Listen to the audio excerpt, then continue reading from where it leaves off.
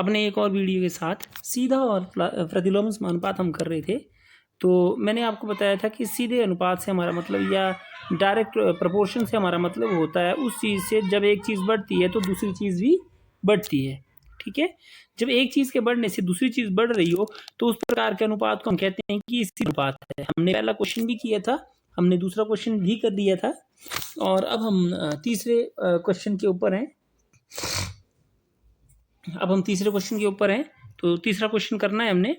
यदि प्रश्न दो में यदि लाल रंग के एक भाग के लिए बोला है कि लाल रंग के एक भाग के लिए 75 ml मूल मिश्रण की आवश्यकता हो तो मूल मिश्रण के 1800 मिलीलीटर बनाने में लाल रंग का पदार्थ कितना पदार्थ मिलाना चाहिए। बोले कि लाल रंग के एक भाग के लिए हमें कितने मतलब लाल अगर हमें मूल मिश्रण बनाना है 75 मिलीलीटर का तो उसमें एक भाग लाल रंग डालना है। बेटा ये कुछ नहीं है, जिसे हम घर में रंग करवाते हैं, आपने देखा होना ऑयल बॉन्ड फेयर कलर का होता है और उसमें मूल मिश्रण स्टेनर डाला जाता है। तो आपने देखा होना कि कई बार पेंटर जो होते हैं अपने अंदाजे से डालते हैं और फिर देखते हैं कि कौन सा जो सुटेबल रंग बैठ रहा है। बिल्कुल वैसा क्वेश्चन है ये और कुछ नहीं है। हमने इस क्वेश्चन को वैसे ही करना है जैसे मैंने आपको करना बताया है। देखिए जैसे ये टेबल बना है और इस टेबल में वही मैं आप लिखेंगे लाल रंग के भाग है ना, तो लाल रंग के पदार्थ का भाग है, मैं यहाँ रेड कलर लिख रहा हूँ और नीचे आपका मूल मिश्रण ओरिजिनल मैं लिख रहा हूँ ओरिजिनल सॉल्यूशन, लेकिन आपने लिखना मूल मिश्रण। अब इसमें क्या बोला है कि लाल रंग के एक भाग के लिए मुझे मूल मिश्रण कितना बनता है 75 मिलीलीटर। तो पूछा क्या है, पूछा ये है कि 1800 मिलीलीटर के लिए मुझे कितनी आवश्यकता होगी। ये छोटा सा ही है तो इसको x1 ले लो, ये y1, ये x2, ये y2। ठीक, आप लिखेंगे क्योंकि आप लिखेंगे यहाँ क्योंकि लाल रंग के, या ऐसे लिखो आप क्योंकि मूल मिश्रण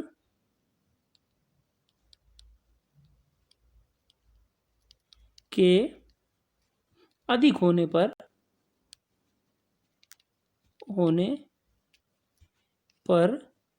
अधिक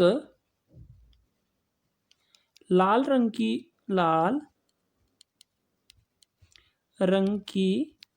आवश्यकता है,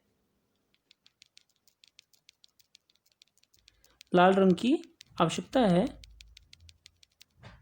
कि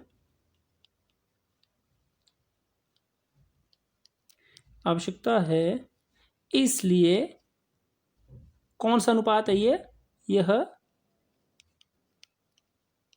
सीध अनुपात है। ठीक हो गया।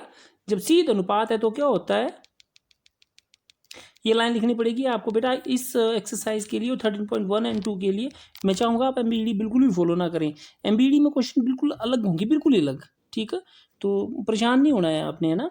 तो ये अलग जो समझ गए सीध अनुपात में, पहले ये हमने स्पष्ट करना है कि सीध अनुपात में है, उसके बाद क्वेश्चन करना है। इसलिए देयरफॉर क्या आ जाएगा आपके पास, x1 बटा y1 बराबर है x2 बटा y2। तो अब आप इसमें वैल्यू भरेंगे, ये नीचे की लाइन से लिखना आपने, x1 1 है, ये 75, x2 आपने ज्ञात करना है और ये है 1800। ठीक, तो आपके पास आ जाएगा ये आ जाएगा आपके पास 1 बटा 75 बराबर है x2 बटा 1800। ऊपर नीचे गुणा करिए इसको इससे और इसको इससे, तो 1800 को 1 से गुणा करेंगे तो 1800 आएगा 75 गुणा x2। आपको पता ही है कि जब हमने ये चीज़ निकालनी और बीच में गुणा का निशान हो तो हमारे पास क्या हो जाता है, परली तरफ ले जाने पर गुणा का भाग बन जाता है और ये 75 से काट के आ जाएगा 24 भाग। क्वेश्चन हो गया। ठीक है, नेक्स्ट क्वेश्चन है इसी का, यदि सॉफ्ट ड्रिंक फैक्ट्री में एक मशीन 840 बोतलें 6 घंटे में भरती है, वह मशीन 5 घंटे में कितनी बोतलें भरेंगी। आप इस क्वेश्चन को भी पहले ये लिखेंगे कि क्योंकि समय अधिक होने पर अधिक बोतलें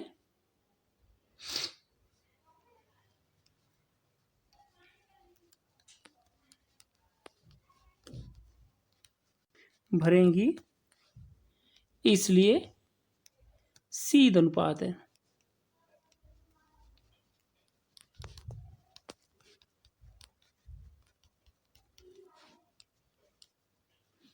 ठीक है, जब ये हो गया आप टेबल बनाएंगे।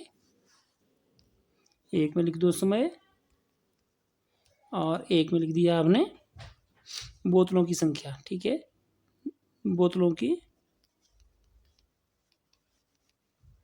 संख्या। ठीक है, आपने सुंदर सा लिख लेना। एक मशीन 840 बोतलें 840 बोतलें कितने घंटे में बनाती है? 6 घंटे में। तो 5 घंटे में एक ही लाइन की आवश्यकता है। 5 घंटे में कितनी बनेगी? तो ये 5 घंटे और ये बोतलें हमने निकालनी है। तो आपको पता ही है ये x1, ये y1, ये x2, ये y2। तो सीध अनुपात की स्थिति में क्या होता है? x1 बटा y1 बराबर है x2 बटा y2। ये आपने नीचे की लाइन से लिखना है 6 बटा 840 बराबर है 5 बटा y2। ठीक हो गया। तो 6 बटा 840 बराबर है 5 बटा y2। ऊपर नीचे गुणा करिए, आगे पास आ जाएगा 6y2 बराबर है 840 गुणा 5 और यहाँ से y2 आ जाएगा 840 गुणा 5 बटा 6। 6 से इसको काटिए, 14 6 84 और 14 5 70। तो 700 बोटल्स होंगी आपके पास। ठीक है, नेक्स्ट क्वेश्चन जो है आपके पास बेटा, एक बैक्टीरिया या जीवाणु के फोटोग्राफ को 50,000 गुना आवर्धित करने पर उसकी लंबाई बढ़ जाती है, 5 सेंटीमीटर हो जाती है, जैसा कि संलग्न चित्र में दर्शाया गया है। आपने क्या किया है कि बेटा जीवाणु के फोटोग्राफ जो होते हैं लोग माइक्रोस्कोप पे लिए जाते हैं, उसमें जब हम लोग आवर्धन करते हैं, मतलब लेंस की क्षमता को बढ़ाते हैं, तो बैक्टीरिया की जो लंबाई है वो बढ़ जाती है। कितना बड़ा बैक्टीरिया बन गया है ये। ठीक है, तो इस बैक्टीरिया की वास्तविक लंबाई क्या है यदि फोटोग्राफ को केवल 20,000 गुना आवर्धित किए जाए। ठीक है, तो सेम स्थिति यही है कि आवर्धन बढ़ने पर क्या होगा? बैक्टीरिया की लंबाई बढ़ जाएगी। तो कैसी स्थिति है हमारे पास? ये सीध अनुपात की स्थिति है। ठीक है, सेम वैसे ही आप टेबल बनाएंगे। बिल्कुल, एक तरफ जो है आवर्धन लिखना, एक तरफ लंबाई, ऊपर आवर्धन नीचे लंबाई। ठीक हो गया। तो आवर्धन है 50,000 गुना, तो लंबाई है 5 सेंटीमीटर। ये 20,000 गुना, तो लंबाई कितनी होगी? सेम वही x1 y1 x2 y2। तो x1 बटा y1 बराबर है x2 बटा y2। ऊपर नीचे गुणा करो, आपके पास आंसर आ जाएगा। नेक्स्ट क्वेश्चन है, एक जहाज के इम्पोर्टेंट क्वेश्चन है बेटा, बहुत बार एग्जाम में पूछा गया है। एक जहाज के मॉडल में, जहाज का मॉडल बनाया है, ये बनाया हुआ मॉडल। ठीक है, एक जहाज के मॉडल में उसका मस्तूल होता है, ये जो डंडा है ना, ये जो मस्तूल, इसको बोलते हैं मस्तूल, जिसमें चादर या कोई चीज़ लगाई जाती है ताकि हवा चले और वो जहाज को खींच के ले जाए। तो जो उसका मॉडल जो है उसमें जो मस्तूल की ऊंचाई है वो 9 सेंटीमीटर, जबकि वास्तविक जो जहाज, हाँ जी, तो ये अगला क्वेश्चन है बेटा कि एक जहाज में उसका जो मस्तूल है वो 9 सेंटीमीटर ऊंचा, और जबकि वास्तविक जहाज का मस्तूल जो होता है वो 12 मीटर ऊंचा है। यदि जहाज की लंबाई 28 मीटर है तो उसके मॉडल की लंबाई कितनी होगी? अब ध्यान दें बेटा कि पहले तो ये समझ लें कि मस्तूल होता है ये जो डंडा लगाया है। ठीक है, और जहाज की लंबाई ये हुई। ठीक है, तो मस्तूल वो होता है जो डंडा लगाया होता है और उसके ऊपर चादर लपेटी होती है ताकि हवा से जहाज जो है वो खींचता हुआ चला जाए। तो आप बोलेंगे कि अगर जहाज बहुत बड़ा है तो मॉडल भी थोड़ा सा बड़ा बनाना पड़ेगा। यह सीध अनुपात का केस है, इसलिए सीध अनुपात वाली स्थिति से ही भरेंगे हम लोग इसमें। तो आप ये ऊपर रखिए मॉडल और नीचे वास्तविक जहाज। ठीक है, तो वही वैसा ही कि देखिए आप इसमें मॉडल में मस्तूल है 9 सेंटीमीटर और असलियत में जहाज में कितना होता है? 12 मीटर। तो 12 मीटर को मुझे सेंटीमीटर में लिखना पड़ेगा पहले। तो 12 मीटर से सेंटीमीटर कितने बन जाएंगे, आपको पता ही है कि 1 मीटर में कितने सेंटीमीटर होते हैं, 100। तो ये 1200 सेंटीमीटर ये हमने निकालना है। और ये 28 मीटर दिया हुआ है तो इसको मुझे बदलना पड़ेगा, ये हो जाएगा 2800 सेंटीमीटर। वही x1 y1 x2 y2। आप बोलेंगे सीध अनुपात में क्या होता है, x1 बटा y1 ये बराबर होता है किस चीज़ के, x2 बटा y2। तो वैल्यूज़ भरेंगे आप इसमें, x1 है 9 बटा 1200 बराबर है, ये हमने निकालना है x2 बटा 2800। तो आपके पास आ जाएगा y2 बटा 2800 बराबर है, ये मैं चलो वैसे लिखता हूँ, एक मिनट, ये था 9 बटा 1200 बराबर y2 बटा